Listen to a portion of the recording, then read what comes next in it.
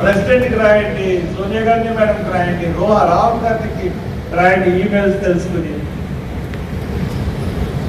ఇక్కడ కాంగ్రెస్ లో ఉన్న మంత్రులందరూ నా సహచరులు, నా జూనియర్సే.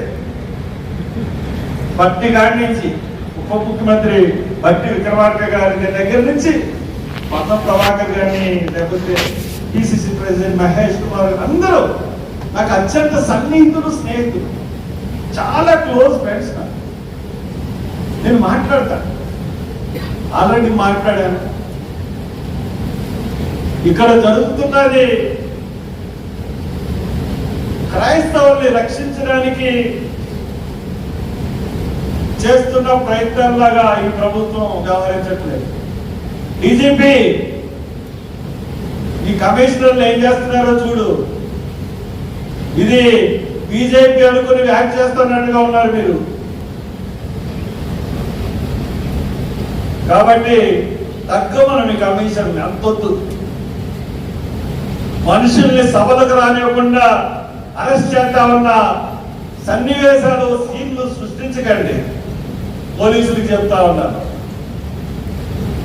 ప్రెస్ ద్వారా మీరు ఖచ్చితంగా చూస్తారు, లేదంటే ఇక్కడే 3 మంది వీడియో తీసుకుంటూ ఉంటారు. ఐబీ వాళ్ళు, సెంట్రల్ ఇంటెలిజెన్స్, స్టేట్ ఇంటెలిజెన్స్. చెప్పండి, ఇది నేను సీఎం గారి దృష్టికి ఎలాగా తీసుకెళ్తాను. రేవంత్ రెడ్డి గారు మన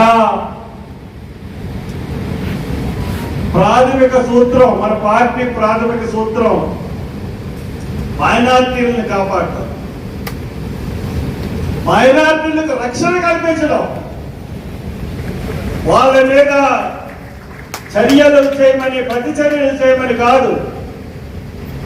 మీరు ఇదే పాటిస్తే ముందు మీరు గడ్డు పరిస్థితి ఎదుర్కోక తప్పదు. మీరు కూడా ఒక బీజేపీ నాయకుల్లాగా ప్రవర్తిస్తే ఎవరిస్తారు రక్షణ మైనార్టీలకి, క్రైస్తవులకి?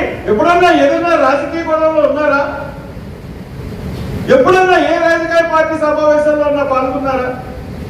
ఏ రాజకీయ పార్టీకి ఓటేమని చెప్పారా? ఎంత మత సామరస్యంతో ఉంటారు. వాళ్ళని ఇబ్బందులు పెడుతుంది మీ ప్రభుత్వం.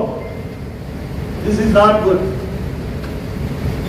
కాబట్టి దీన్ని అందరూ గమనించమని, అందరం 24వ తారీఖున రాజమండ్రిలోకి వెళ్తాం.